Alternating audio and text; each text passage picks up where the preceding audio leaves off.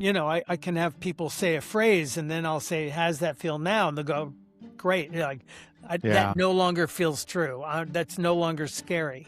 Now, is the brain rewiring because someone just spoke a phrase?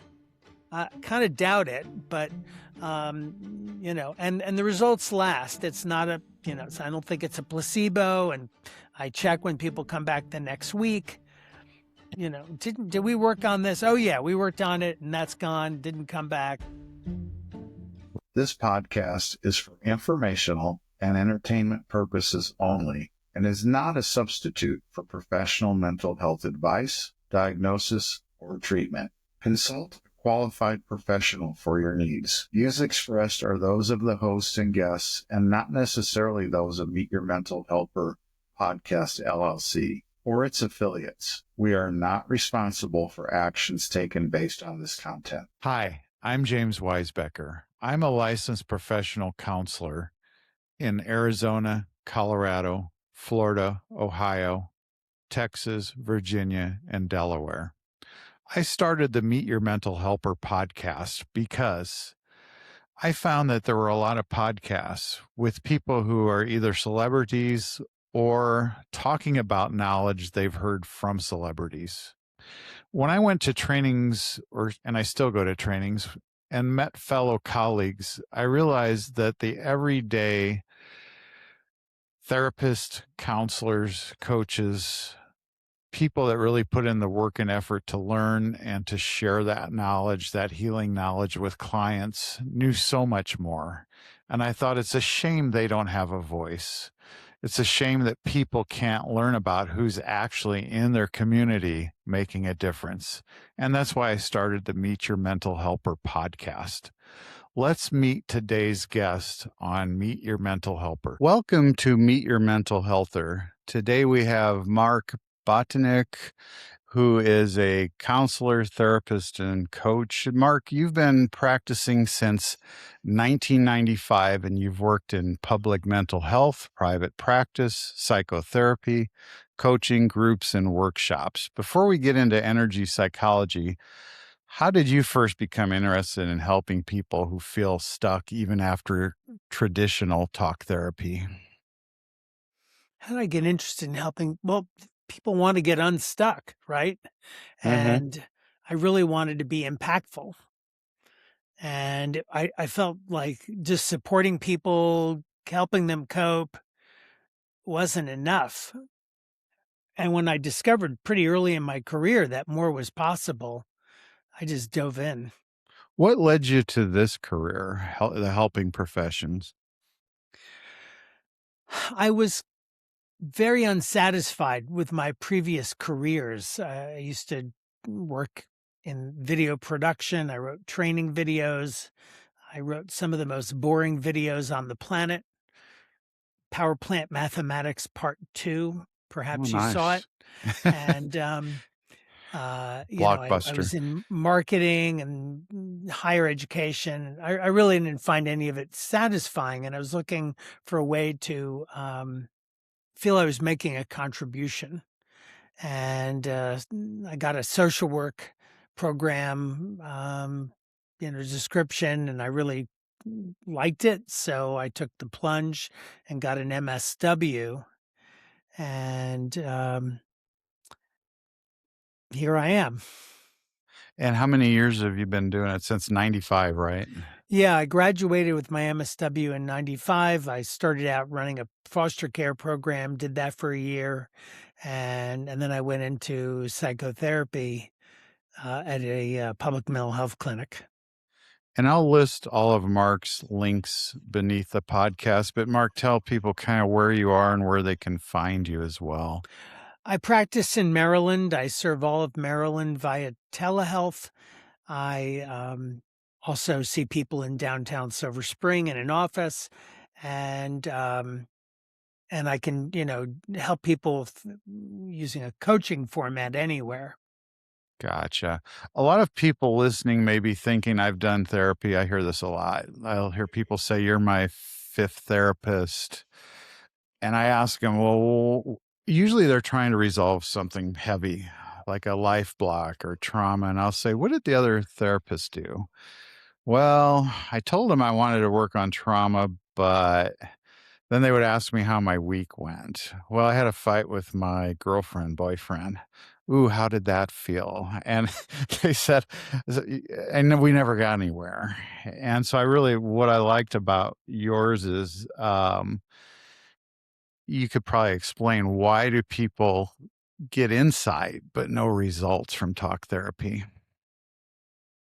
It's working at the wrong level of the problem. It's not working, you know, there's information in your mind that's creating these problems, and talking about your problems, working, in your conscious mind at this logical level, you can maybe change your thinking about things a little bit, but it doesn't change the underlying information from which feelings, behaviors, perceptions, prediction patterns, all these things emerge.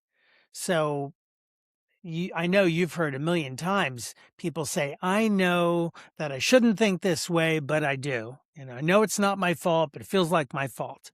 So logically, they could check off the box, not my fault. But the fundamental information in their mind is, it's your fault. It's my Yeah. fault.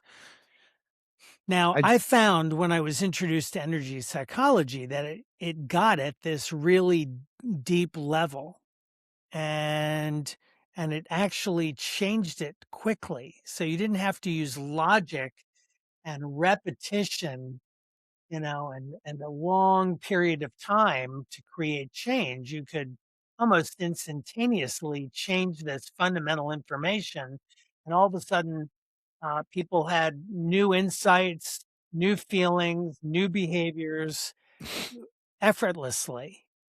So Mhm. they had the insight without you helping them develop the insight. You work on the trauma and they're like, "Of course this wasn't my fault." Right. So people will often say, with my last counselor, I did a lot of CBT, and I'm not throwing shade on CBT, but and logically, we went through all this, but I still feel it. I still get triggered, and is that because that deep rooted stuff lives in the nervous system and the Uh, subconscious? well, there's a debate as to where it lives, Yeah. right? And some people say, of course it's brain based. Hmm. And other people say the mind is a disembodied energy field encoded with information. I happen to be one of those who suspects that is true. I don't know where it is, but I know that the information is very accessible. Using intention to change the information, you can almost instantly change the information. And um, it doesn't matter where it lives. I mean, I'd like us to figure that out, but my technique doesn't depend on us figuring out whether it's the brain or the nervous system, or Right. something disembodied. Wherever it lives, I think of it as information that we can connect to and shift. As Hmm. information in an energy field that we can shift with our intention is the model, but I'm not wedded to the model. I'm not even, when I tell my clients the model, I say this is just a model, and models don't have to be true. They just have to work. They have to produce good results, and then they're useful.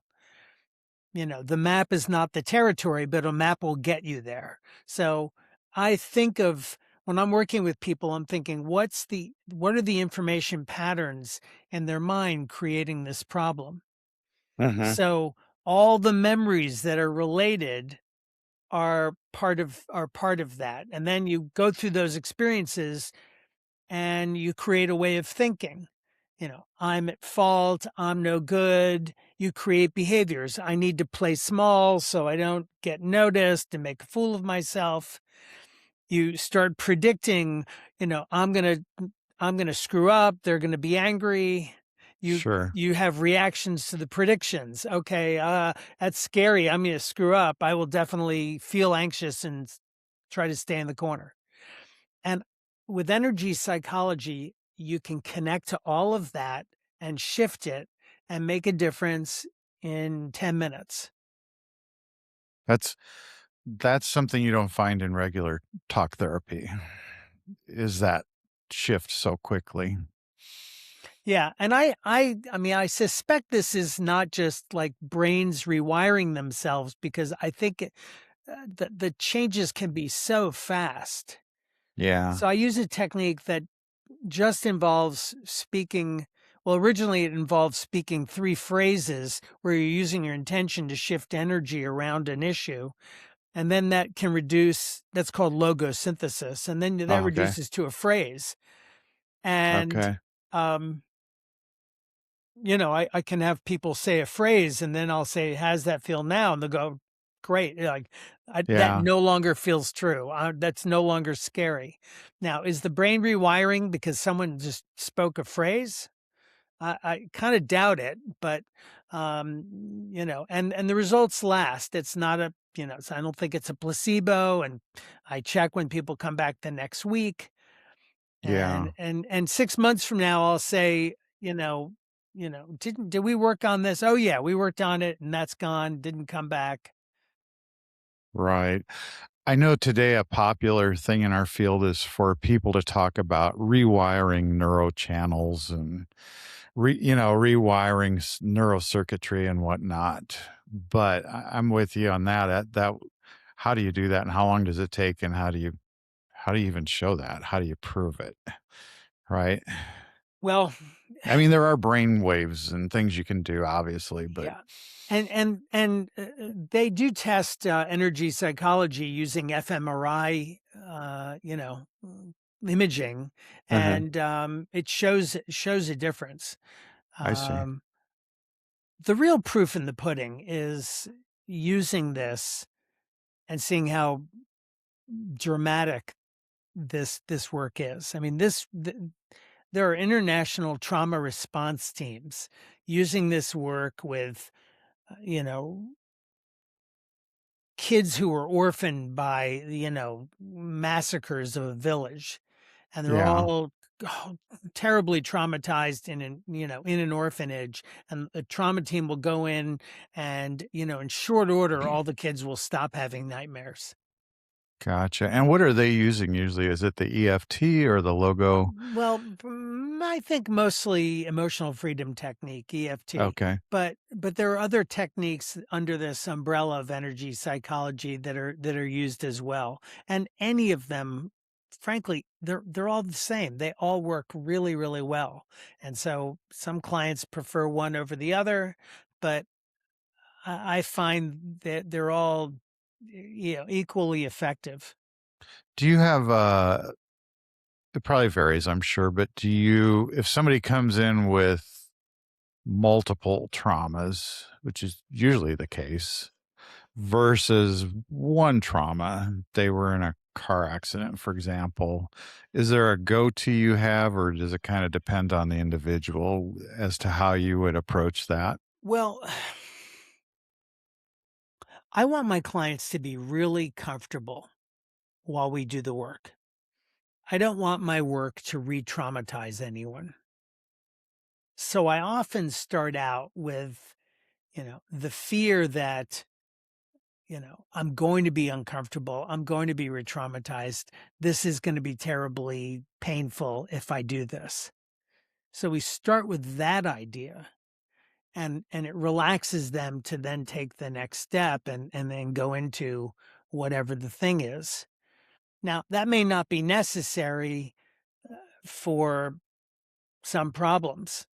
Some people are just, you can just tell they're just ready to get on with it, and it's not going to be such a big deal to kind of focus on the trauma.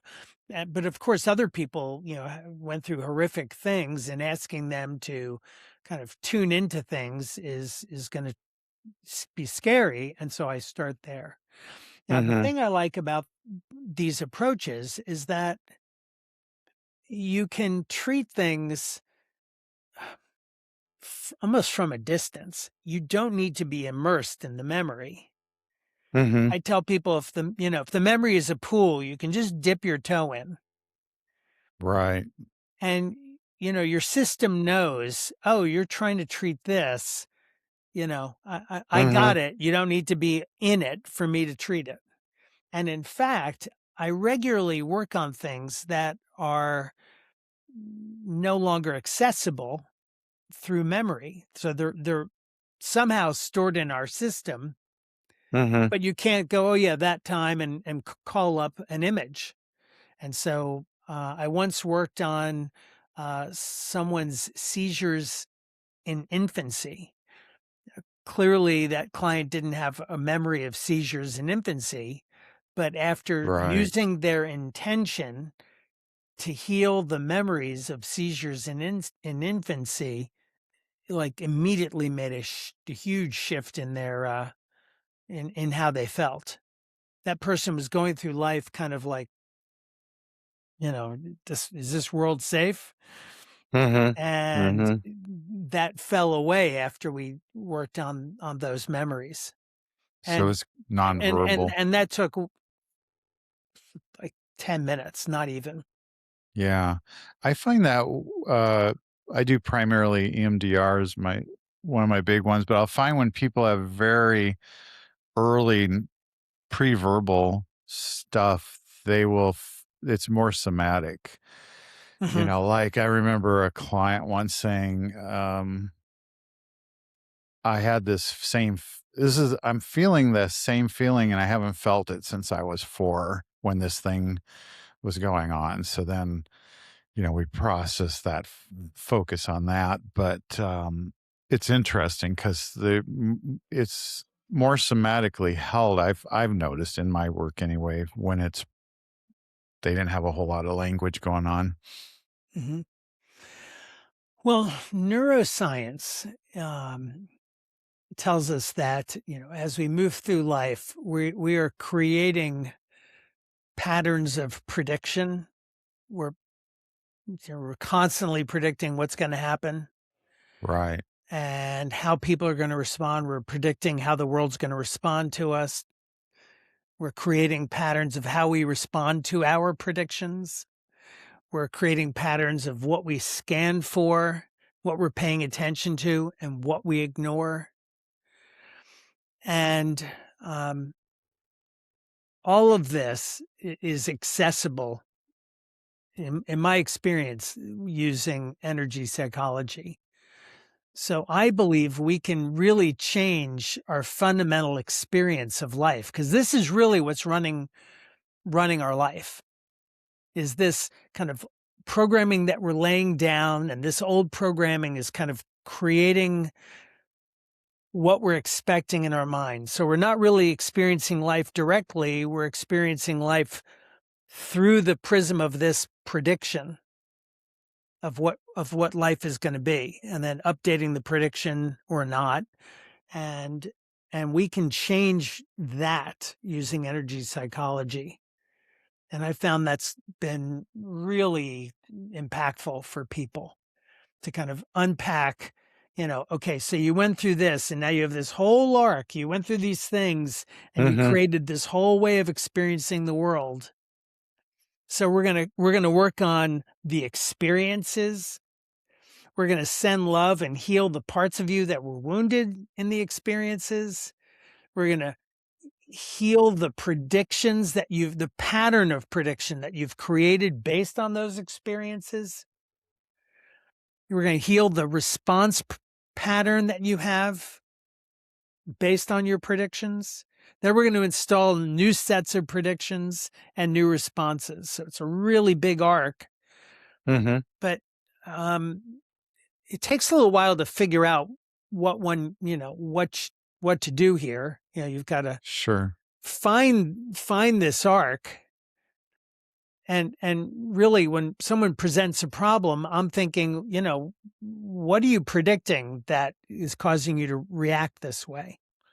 In describing that arc, is that kind of a definition of energy psychology, or what would the energy part be, perhaps? Well, I think the energy psychology is the method of getting to this information, that's, So that the so why programming that's creating this arc. So why is the word energy used? Why is it defined as Well, energy? okay, so the field got its start when a psychologist, Roger Callahan, who was dabbling in acupuncture, was working with a woman who had fear of water.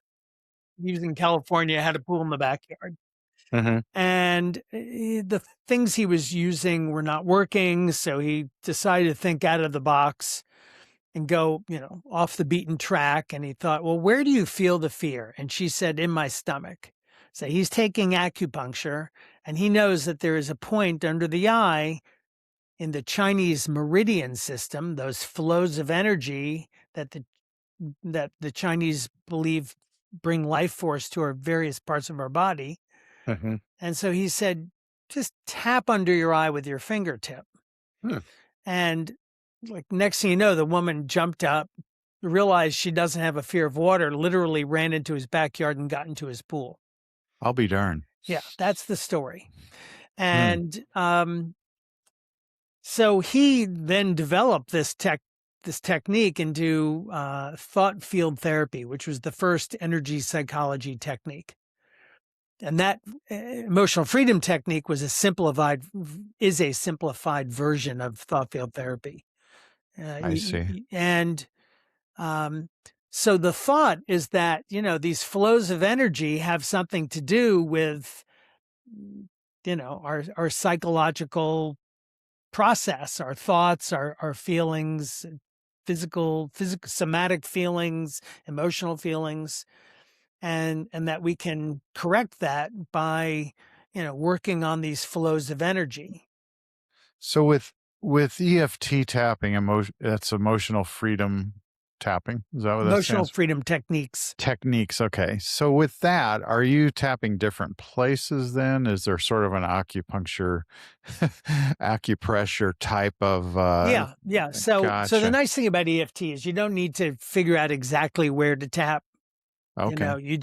You have them tap the same places every time. So when I was doing thought field therapy, you were literally figuring out tap here, Oh. but no, skip this spot and tap there.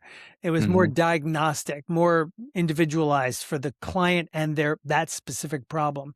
EFT, it's the same tapping sequence always. Now, different people use different sequences, but you can use the same sequence for everybody. And so I've had kids learn the sequence and use the technique on their own. I'm talking really young kids too. Interesting. Yeah. So, and I use it kind of as a narrative, even though I had this thing happened and I had these things, I created these responses, Mm-hmm. I had this car accident and now I'm afraid to drive. I love and accept myself. And it's safe to get over this problem and I won't miss it when it's gone and I'll still be me. And that's like how I kind of begin. And then I'm Okay. having them tap on these acupressure points. And I kind of intuitively figure out where to take their mind while they're tapping. I see. And I believe that the tapping kind of makes the mind more receptive to change. So Okay. we don't like change. We don't even Mm-hmm. like positive change. We like predictability. For sure. And even positive change can be scary for people. So that's especially so when you've created fear to protect you against something. Right? So Mm-hmm. if you were mugged and now you're afraid of walking around in public, it's scary to think that some therapist is going to help you let go of that fear because there's a part of you that's thinking, I know I need this fear. This is what's Right. protecting me from getting mugged. Mm-hmm. Right. And I will be caught off guard if I don't have this fear. I'll go to the worst part of town if I don't have this fear, or I'll leave the house, but this fear keeps me in. Okay, Right. so EFT and other energy psychology techniques, I believe, make it easier for the mind to accept the change, which is Mm-hmm. a huge thing. And we have ways of diagnosing when it's not working, what's blocking the technique from working. And that can be, it's not safe. Could be, I'll be deprived if I give this up. So that comes up with anger. I want to hold on to my anger. I don't want to let it go. I always tell people there's a certain pleasure in picking a scab. Well, you feel like you're letting someone off the hook, and you don't Mhm. want to do that. And you feel like my anger is the signal to the universe that this person did me wrong. And if there's no anger, then no harm, no foul. So I have to be angry for the rest of my life. So the universe knows this person did me wrong. And of course, who wants that? I don't want my whole life to be about anger just so that I can be Right. holding someone accountable in my mind. That's a bad deal. And then there's another one, I'll lose my identity if I change. Mhm. So I'm a guy who does this. I'm not a guy Mhm. who does that. And even though I'm not afraid of this, that's not who I am. I have to be this. Mhm. So that's it. That's another block that comes up. Yeah. Um, I find with panic, people that feel like they're going to die from a panic attack, that when they start to make progress with that, they'll start to shut it down. Like, whoa. And then one of I stole this from somebody, I think, but I'll say, well, what happened the last time you died from your panic attack? And they'll go, oh, I see what you're doing there. Go, but they get to that point where they go, but if I don't start to dissociate, if I don't start, I'll have this panic attack where I die. And so sometimes like what I'll do is we'll process, can I let go of this? Why am I not letting go mhm. of this? Well, there's definitely fear of letting go of fear. It feels Mhm. unsafe to feel relaxed, For sure. And right? if you've never lived in a relaxed body, it's Yeah. especially difficult if you've been carrying a lot of trauma your whole life. Right. If you grew up with a scary parent and in reaction you became afraid and that fear enabled you to kind of keep an eye on the parent, assess that parent's mood so you could kind of get out of the room if you needed to, get out of the way, or be extra good so you didn't piss anyone off, right? And so the idea of like dropping that coping mechanism and just kind of walking through your life feeling relaxed and calm, that can feel really scary. But energy psychology can kind of acknowledge that, and while I have people tapping, I'm addressing that very thing. And even though it doesn't feel safe to let go of this, I really can let go of this because I'm no longer living with that parent and I'm an adult and I can handle myself and I am actually safe. And so I'm thinking about, what do I want to take out of their mind? Kind of what's not serving them, and what do I want to weed? And what do I want to seed? What do I want to put into their mind? Ideas like I am safe and it's really okay to relax. And again, because these techniques put you in a receptive state, and it's not hypnosis, so it's not against your will receptive, but a more receptive state, so you can kind of take in these changes. And then people are really amazed at the shift afterwards and describe all sorts of somatic changes. Like Right. I feel lighter. I hear that all the time, like all the Mhm. time.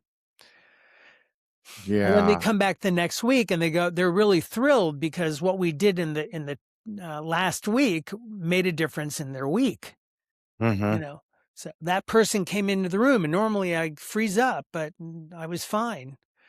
The Yeah. thing that normally triggers me didn't trigger me. I didn't lose my temper, I was That's able to talk to so the person.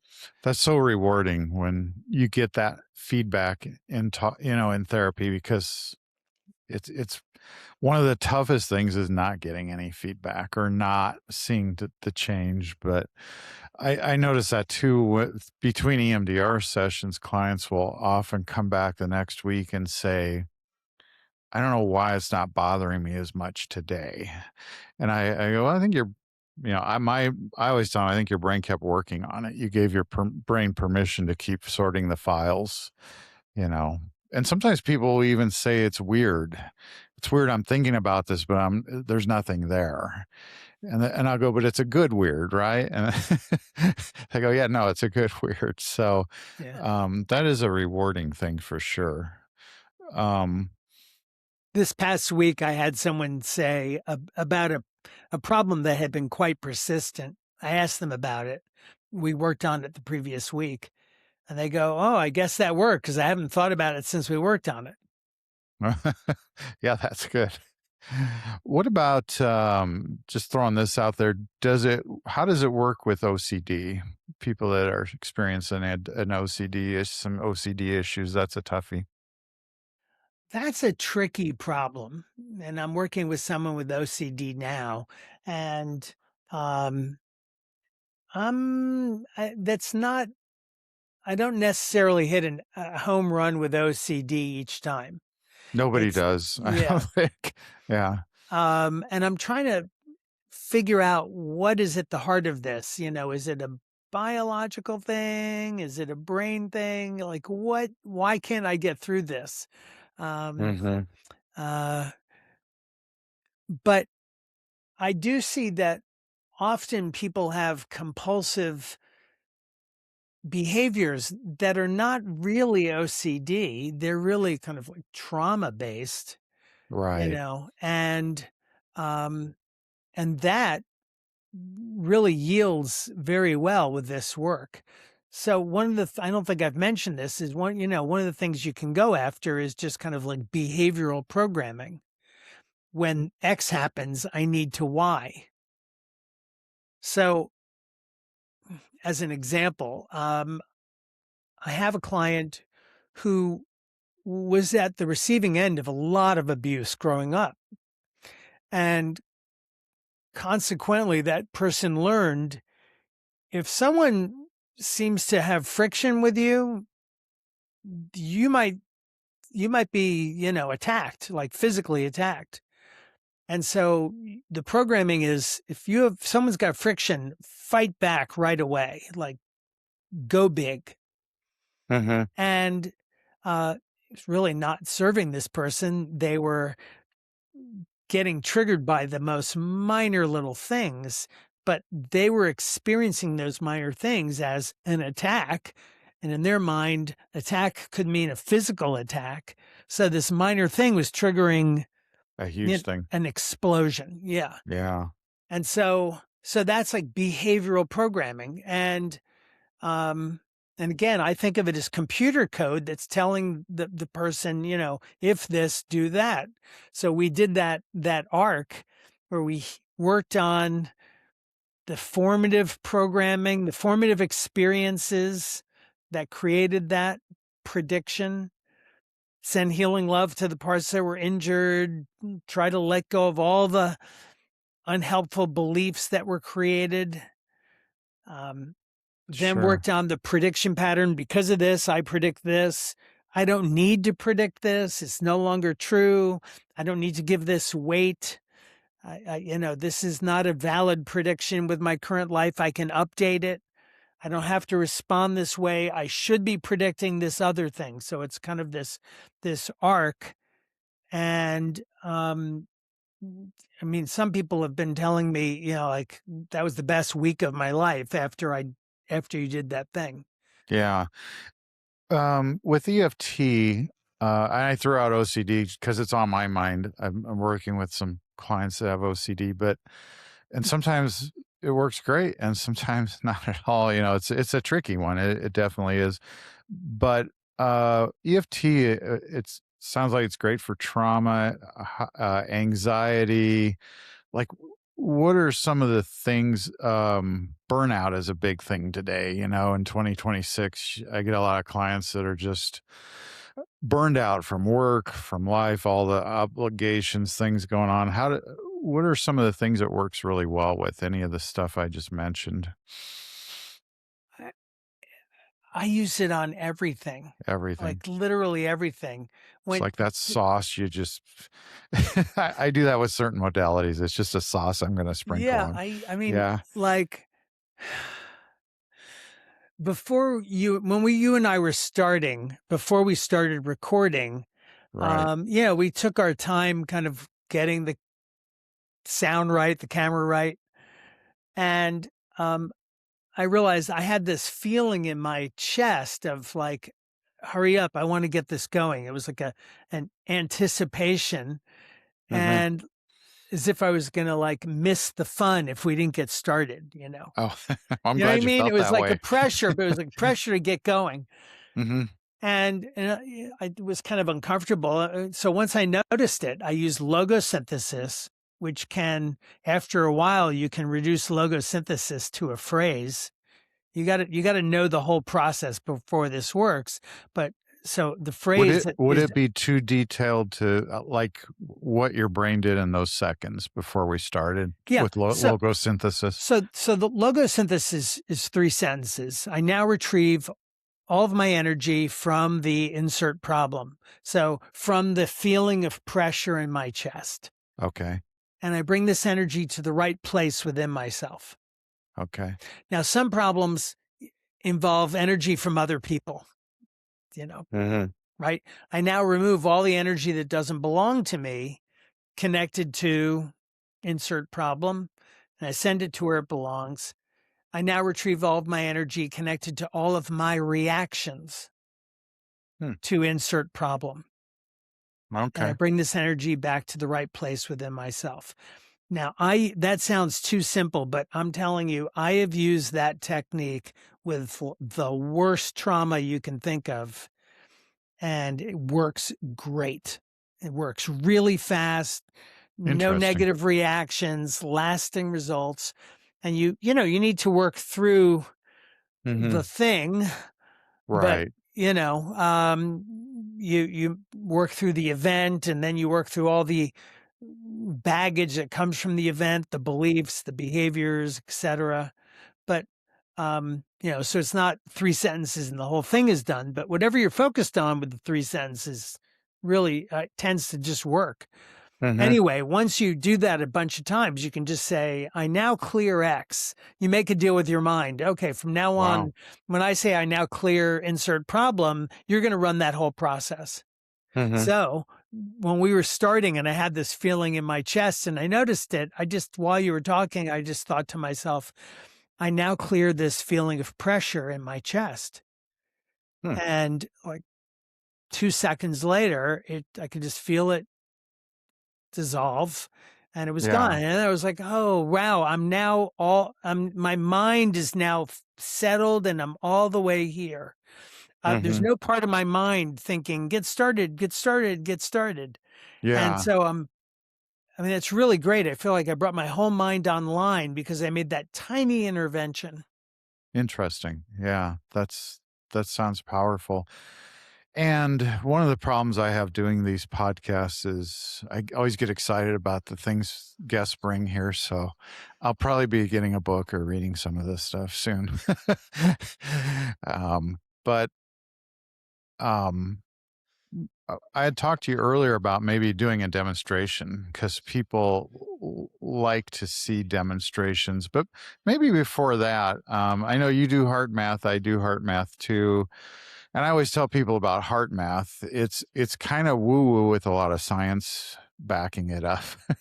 And there's talk about the research being done on energy psychology, and then maybe we can get into the demonstration, The research being done on energy or psychology. that has been done. Well, there's a lot of it. If you rank all the therapy modalities based on how much research is supporting that modality, and this is a family of modalities, this family of modalities has more research than 90% of the other therapies. So, in other words, we're in the top 10% of therapies in terms of volume of research that supports the field.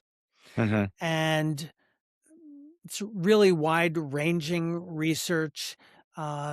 It's all found in one place. You can go to energypsych.org. Okay. And then there are navigation bar at the top, and research is a choice, and then it's really well laid out. You can get a quick look at the research, or you can really read any particular study.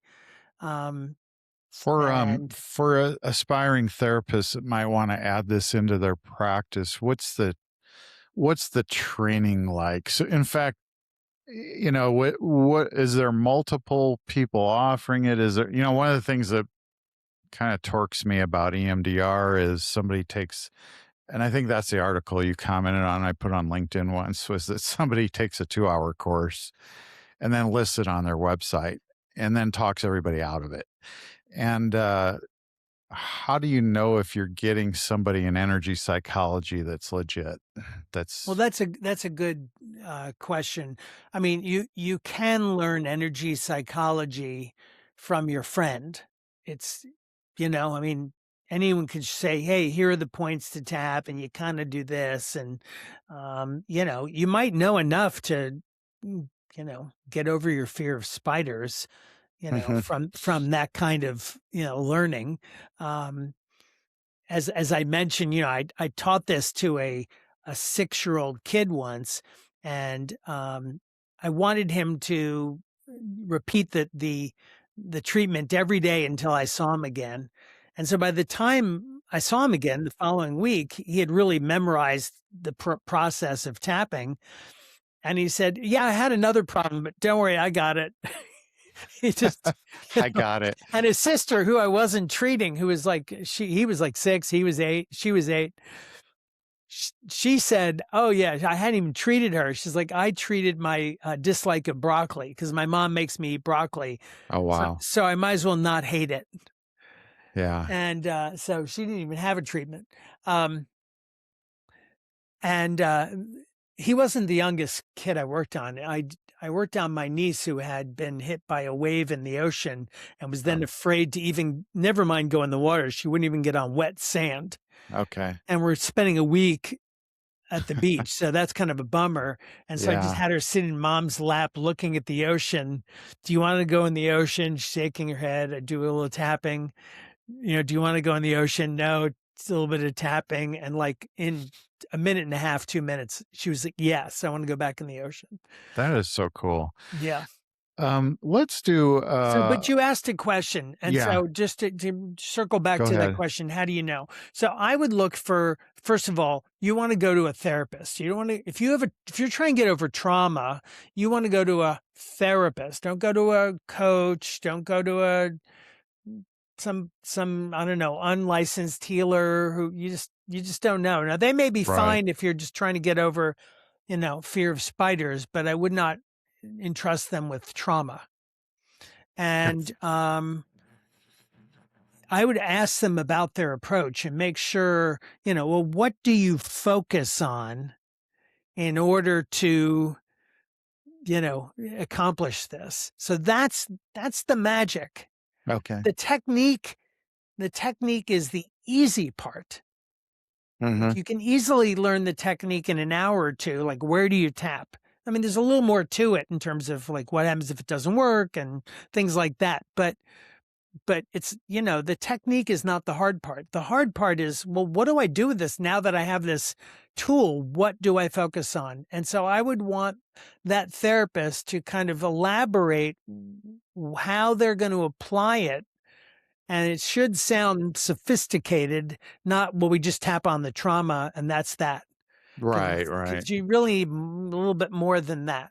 And so I'd want to know, how long you've been doing this work, where'd you get your training, that kind of thing. Now, I'm on the board of directors of the Association for Comprehensive Energy Psychology. And that's the association I mentioned earlier that has the research energized.org. And we do training, and we have conferences and we offer CEUs, and we're not the only game in town, but you're going to get something that's really solid from us. Gotcha. Did you guys do a thing in Phoenix about a year ago? Yeah. And the year before that, it was not Phoenix, another city, the Wigwam Resort. Yeah, that was Scottsdale or somewhere Yeah, I around think there. so. Yeah. Yeah, Okay. yeah. Okay. Yeah, I think that's the one Jane Young told me about. But good to know. Good to know, because I'll be looking at it after we're done. You got me It's excited. not an expensive association to join, Yeah. and the conferences are fantastic. They're joyous, fun events with music and lots of connection. And I'm telling you, some of the best healers on the planet are there. I mean, I sat down for lunch and I was sitting next to Willem Lammers, who created Logosynthesis. Oh, wow. And there's a guy named Phil Mullen from the UK. He's created something called Blue Diamond Healing. I did a Hmm. workshop with him, changed my life. Wow. I was at the last workshop and I realized I'm eating dairy, Tell and tell tell us and about that. dairy makes me Yeah. sick. Now, I don't know if I Uh-huh. have a formal allergy to dairy. I've never had it, formally diagnosed, Mhm. but I don't have to have a lot of dairy in order for it to knock me out the next day. All day I'm in bed in pain, like it's really not good. And so here I Mhm. am sitting next to Deborah Rosman from HeartMath, Mhm. trying to be a nice host for her. And I realize while I'm chatting with her, I am eating dairy, like a lot of it. Oh, It's a wow. disaster. I'm helping to run this conference. I'm going to be out tomorrow in bed. And so there's a woman named Sandy Radomski at the next table, and she's created a fantastic technique called Ask and Receive, Hmm. which I think is a fantastic technique for manifesting intentions and removing the resistance to the intention. And I've had fabulous results with this, like really impactful, Hmm. quick results. And anyway, among the things that she does is she works on allergies. So I grabbed her. I was like, Sandy, help. I'm eating dairy. I'm not allowed to eat dairy. She took me to the back of the room. I held on to some dairy from the table. I got a pitcher of cream, and she tapped along my spine, going up down my spine, while she led me through Ask and Receive. Hmm. And I was basically installing the intention that there's part of my being that knows how I can eat dairy without a problem, and treat it as good nutrition and not react. And the intention talked about healing the traumas that were present when this allergy was created, et cetera, et Okay. cetera. Didn't take long. I mean, really a few Hmm. minutes. And the next morning I was fine, like zero problem. And that's never happened before. Well, I mean, I Uh, used to eat dairy as a kid fine, but once I started to have this problem, what would it have been like prior to this if you had a well, I mean, the previous time I had dairy, was not much. I mean, tiny bit of dairy. I spent a day in bed, really Wow. uncomfortable, like real Wow. pain, Yeah. discomfort, headache, like Mhm. the entire day I couldn't function in bed. That was the previous time. And this Yeah. time I had zero consequences. And in fact, I tested it after we did this work, because I was at an event last weekend, Mhm. the following weekend to the conference, and I was at an event that didn't have anything I could eat other than something with dairy. So I took a chance and I ate it, and I was again fine. Wow. Now, I'm not going to go out and order a pizza. I'm not going to push this, Yeah. Yeah. but I Interesting. mean, again, it would not take much for me to know the next day, oh God, what did I do Right. yesterday? Right.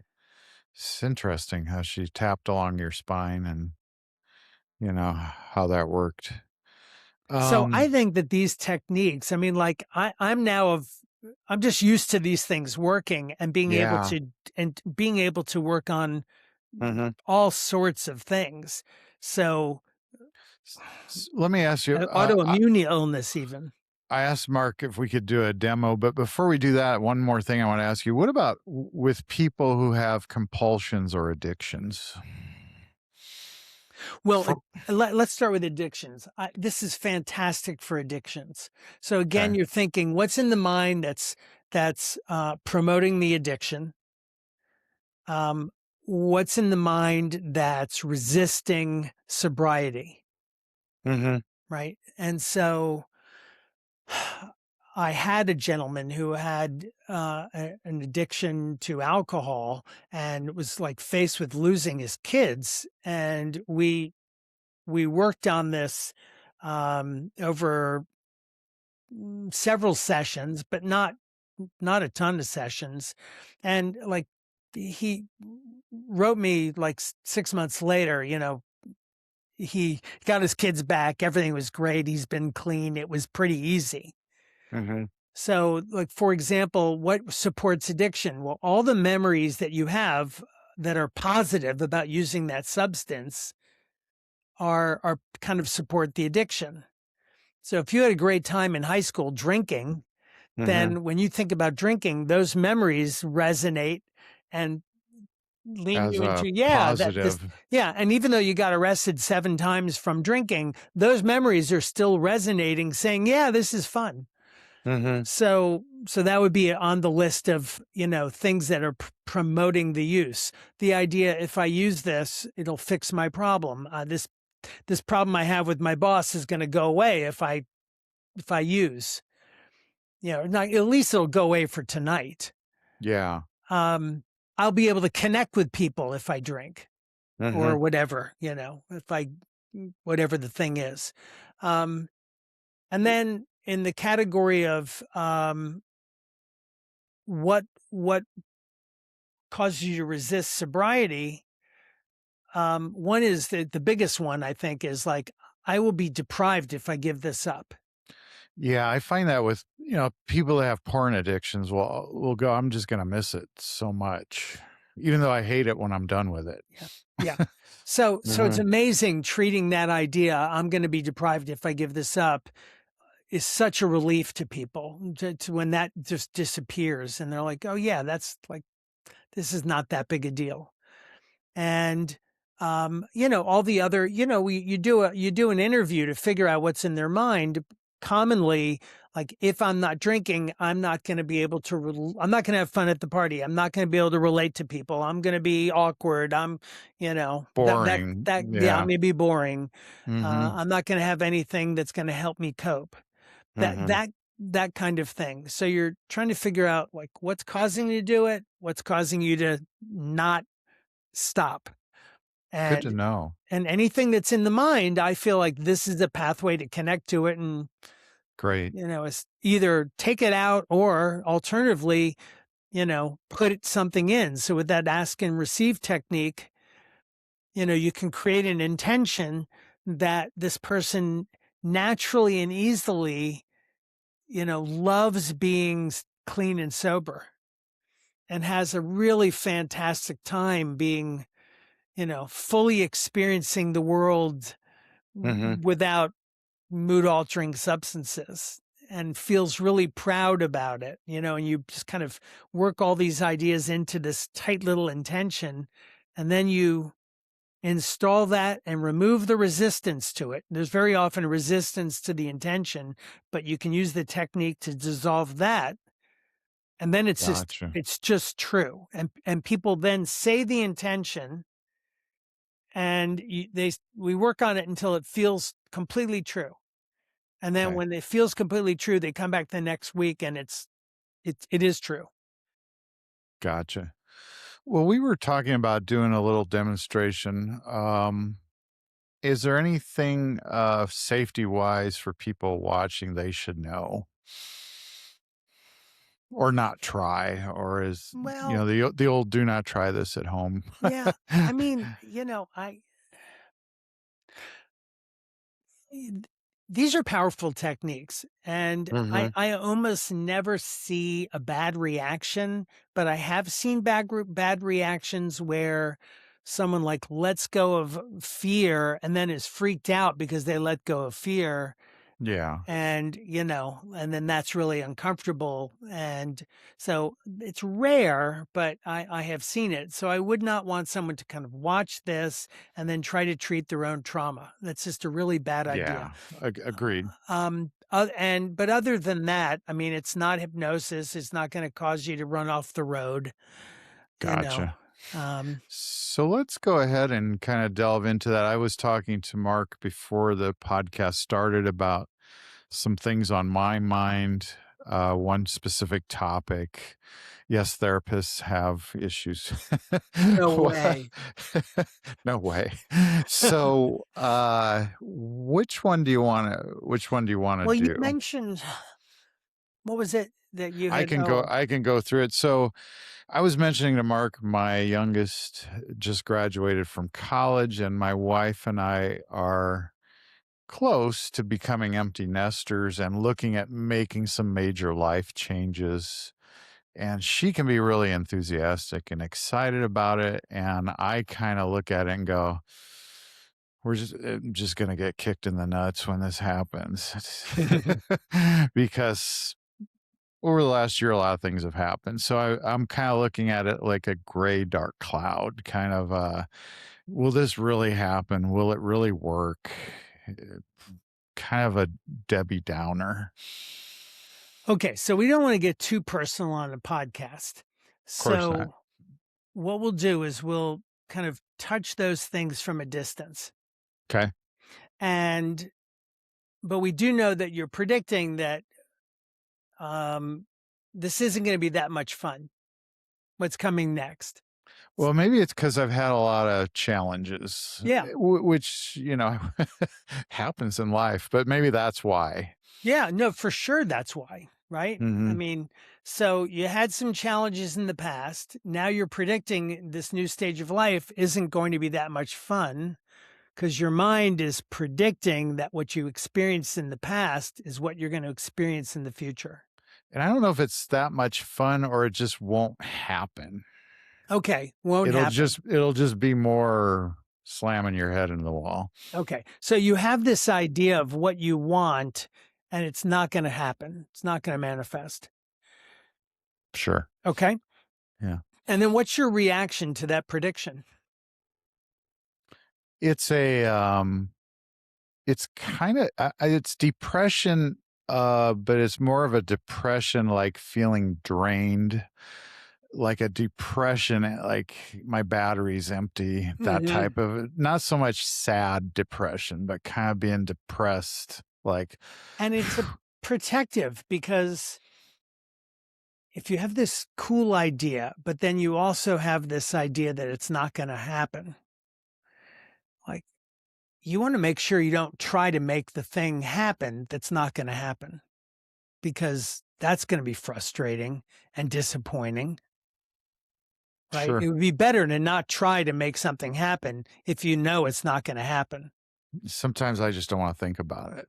So the way that you can avoid disappointment of trying when you know it's not going to work is depression or just flatness or losing your energy or whatever it is. Right. So um, we can change that reaction. Okay. Other ways of doing this, by the way, are avoidance or distraction. I want to do this thing, but first I have to do this 17 other things. So, Sure. right. Now, based on reality, could this happen? Very likely. Yeah, very likely it could Yeah, happen. So, very so, likely. so it would be okay if you installed a prediction that this could happen, Mm-hmm. right? I mean, it very likely could. Mm-hmm. And then how would you respond to that? You'll have energy, enthusiasm, right? That'd be nice. Okay. Yeah. All right. And do we need to heal the parts of you that went through the tough stuff that leads you to this negative prediction? Um, it was a year-long events of just things, medical things, expenses, just a lot of, All right, we'll just a lot nod of, to that. so there's a lot of stuff there. I don't know how much time we have, but Okay. All right. Let's just do a broad kind of thing. Sure, If I were sure. working with you, I'd know more details about everything and I'd weave Yeah. all that in, but I don't think that's appropriate for a podcast. Yeah, So, I get you. No. tap the side of your hand. Does it matter which one? No. Say, even though Even though a bunch of hard things happened to me a bunch of hard things happened to me recently. recently, Um, and now as I look forward, and now as I look forward, I'm kind of expecting things to not work out. I'm kind of expecting things to not work out. I'm expecting more of the same. I'm expecting more of the same. It's hard for me to get excited about the future It's hard for me to get excited about the future because of what happened. because of what happened. And even though this is true, I love and accept myself. Even though this is true, I love and accept myself. Even though I'm having trouble Even though I'm having trouble about getting excited about getting excited about the future, about the future, because I have these memories of really tough stuff because I have these memories of really tough stuff that block me from getting what I wanted. that block me from getting what I wanted. I love and accept myself. I love and accept myself. Even though I have this prediction of not getting what I want in the future, Even though I have this prediction of not getting what I want in the future, and I want to change this prediction, I want to update it and I want to change this prediction, I want to update it so it's more realistic. so it's more realistic. I love and accept myself. I love and accept myself. Okay. Okay, so tap right where the eyebrow starts. Doesn't matter which side or which hand. And some people even do this. I'm now thinking about all the tough things that I went through. I'm now thinking about all the tough things I went through. And I'm allowing myself to feel how hard that was. I'm allowing myself to feel how hard that was. Okay. And I'm allowing myself to just neutral under your eye now. Oh, I forgot. I forgot. You don't do this all the time. So inside end Right. of the eyebrow, then the outside end of the eyebrow. Okay. Okay. And I'm allowing myself under the eye, right on that bone, I'm allowing myself to just neutralize all those memories. I'm allowing myself to just neutralize all those memories. Okay. Under the nose. I don't need to hold on to the pain of all that stuff that happened. I don't need to allow myself to hold on to the pain of all that stuff that happened. Okay. I'm tuning into all those memories.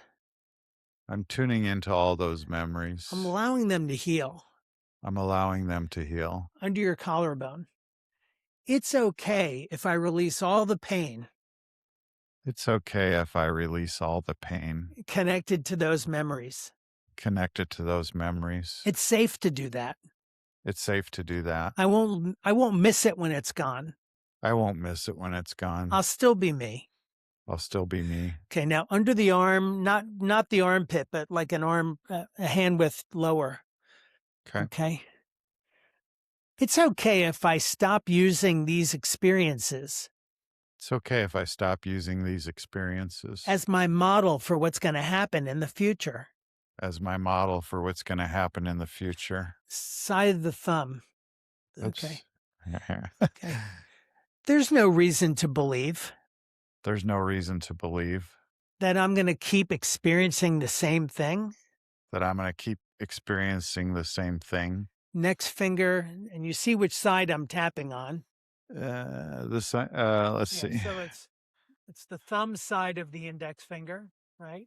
And Okay. it's right where the skin and the nail meet, right there. Gotcha. Uh-huh. Gotcha. I don't need to use these difficult experiences as the model for the rest of my life. I don't need to use these difficult experiences for the model for the rest of my life. Okay. Next finger, that's unrealistic. That's unrealistic. I can update that.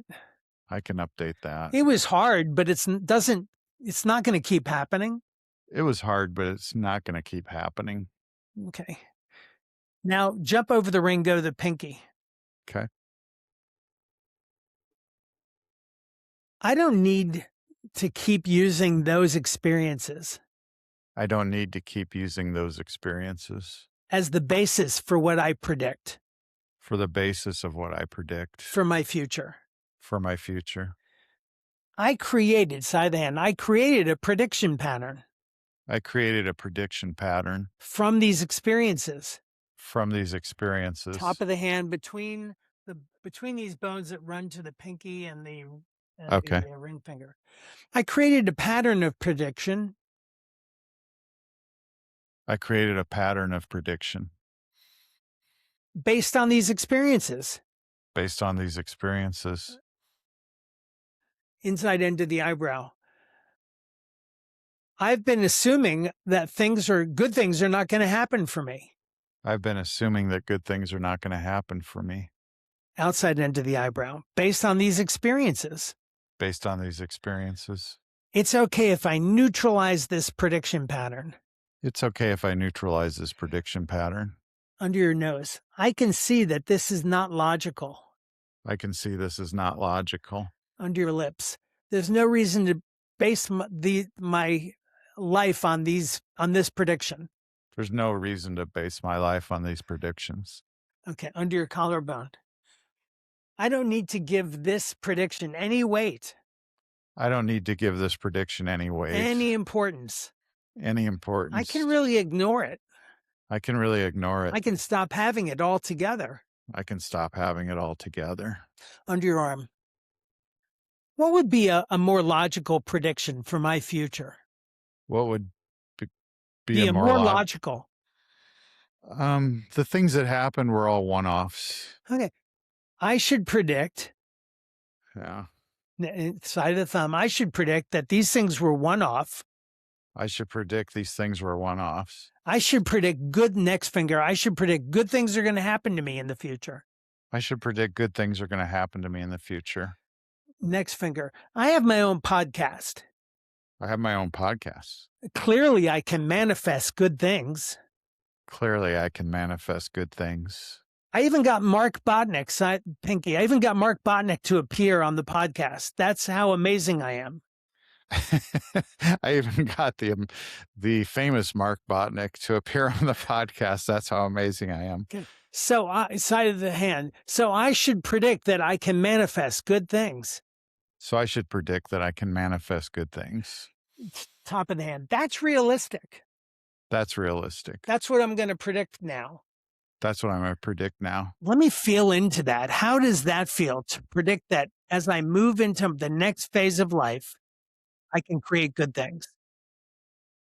It feels freeing, energizing. Okay. My response to this prediction is freeing and energizing.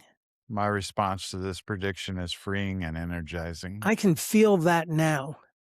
I can feel that now. And this is based in reality. And this is based in reality. Okay. It's more realistic that this is what's going to happen. It's more realistic that this is what's going to happen. Under your collarbone. I'm really excited about this prediction.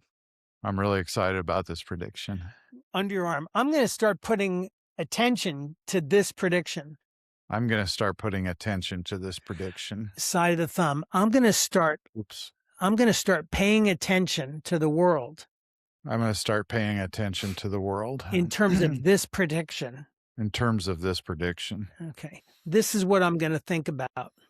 This is what I'm going to think about. Next finger. This is what I'm going to put my attention on.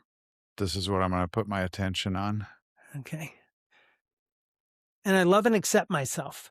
And I love and accept myself. Even though I previously had this problem. Even though I previously had this problem. Of predicting negative things. Of predicting negative things. Okay. So that is my version of applying neuroscience ideas and EFT together. Yeah. So let me talk about how it affected me. It did work. I did go from the gray cloud to sunshine and flowers and birds singing.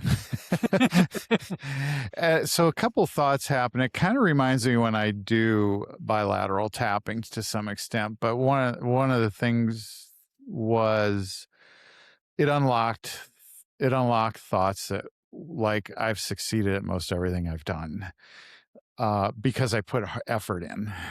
And and then the one off really was a powerful word. It was like a lot of things happened in 2025 that were one offs that you may go years without having happen. So those two things, the one off, and of course, everything I've usually gone after, things don't work out perfect, but I've gotten or I've achieved. So it kind of felt like it was, like hosing off that gray cloud and everything was clean again. So that was really powerful. It did work. Right. And I expect that this is not going to last just today and you're going to wake up with a cloud again tomorrow, that this is going to be lasting. Now, once in a while, it does happen that it's temporary and the problem comes back. And then we just have to figure out what's still in the mind that's requiring the problem, Sure. you know. Sure. So I just think sometimes you just need to be patient, but very often you do one kind of intervention like this and that's all you need.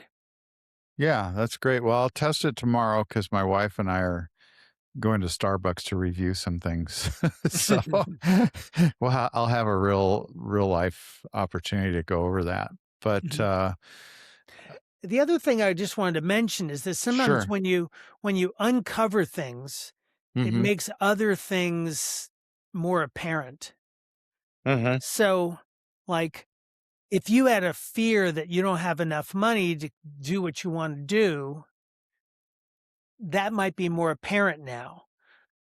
When you believe nothing is going to happen, which means therefore I shouldn't really try, then money is not really a problem because you're not going to try anyway and it's not going to work. So money is kind of irrelevant. But once you think, oh, this could happen, then, there money could conceivably be the next thing that pops up. Sure. Right. So that's just another thing that happens with this work.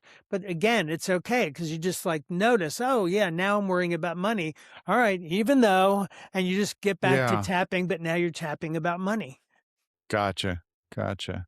No, that's great, Mark. I appreciate your doing that. And I hope that people watching will get something out of this and look for, you know, counselors, therapists that are trained in these techniques. The, Because, I have started to really ask, what is my client predicting, mm-hmm. which has been really, really useful, using this framework Yeah. of prediction Well, and is good. mine was pretty predictive. My whole issue is predicting something, right? Also, I liked when you said you weaved in there, I will not, something to the effect, I will start looking at the world with this, something to that effect with this new Mhm. belief. I like that adaptive element of it. Well, so neuroscientists tell us that, we're always scanning for certain things and we're ignoring other things. Right. So some people walk around just kind of like looking for danger and they miss the fact that they're living in paradise. Yeah. Um, they're scanning for people who are scowling at them and they miss all the evidence of people smiling at them, For sure. you Yeah. know. So, we're all living in a bit of a trance. It's just true. We're Yeah. living in this predictive framework of what we're going to see, Mm-hmm. what's going to happen to us. And kind of don't necessarily see that don't match that prediction. Yeah. Yeah. And if you're looking for something, you'll find it. If you're looking for that one scowling person out of a restaurant of 100 people, you'll find them. Well, and you can also find it when it's not there. when it's True. not even True. there, Yeah. Yeah. I mean, really, No, I mean, sometimes I've worked with clients where I remember one person saying I was in a waiting room and this person kept staring at me and giving me a weird look. And I go, well, you were in a doctor's office. Maybe they were in pain. Maybe you reminded them of somebody, but it's just simple. It's yeah, simple, but if you're looking for that and you're programmed to it, maybe from past life experiences where you grew up in a family where everybody was scowling and mean and well, it makes sense. yeah, and you can just apply if you feel like the world's scowling and critical of you, then you can read into an innocent comment and take it as a criticism. Oh, for sure. For And sure. but when I feel like when you do this work, then you stop doing that. Mm-hmm. And all of a sudden people are nicer to you. And of Yeah. course they're not nicer to you. It's just that you're no longer misinterpreting people because you're no longer looking for, are you offending me? Are you insulting me? Yeah. Yeah. And then you kind of get into your own exposure therapy because if you don't feel like they're mean anymore, you start realizing, no, this is actually how people are. You start getting that feedback that most people aren't mean. So, Hmm. but anyway, Mark, I think we could go on, and I would love to do this again sometime because you have a vast richness of knowledge, and we could easily do another podcast. So if you'd be open to doing that, I would love Sure. to do it again. And anything you want to say before we go, or anything you'd like to leave people with? Well, first of all, I really appreciate you having me on your podcast. So let's start there. You bet. And I know that this isn't an easy thing for you to have put together and created this repository of therapists, talking about their work. So kudos to you for making Thank that you. contribution. Um, what I really want people to understand is that transformation is possible.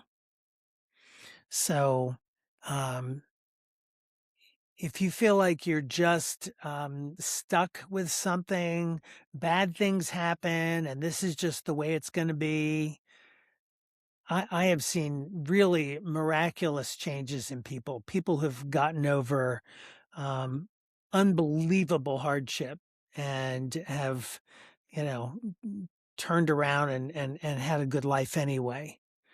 Um, and it doesn't really even matter how long you've been suffering from your stuff. I've worked with people who were in their 80s who have let go of trauma from, age 5. Yeah, So, you know, eh,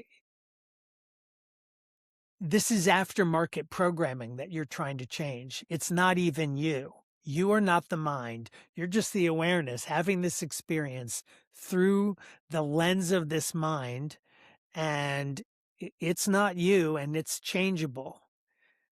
And if you think of it that way, and this mind was created through experiences that you didn't ask for. for sure. You didn't. You didn't necessarily ask for a dad who's mean or something like that. But if you had that, you've got a mind influenced by that. For sure. But that's Yeah. not that's changeable. It's like a cassette tape, and you can kind of erase it and re-record it. That's Yeah. kind of the way I think about it.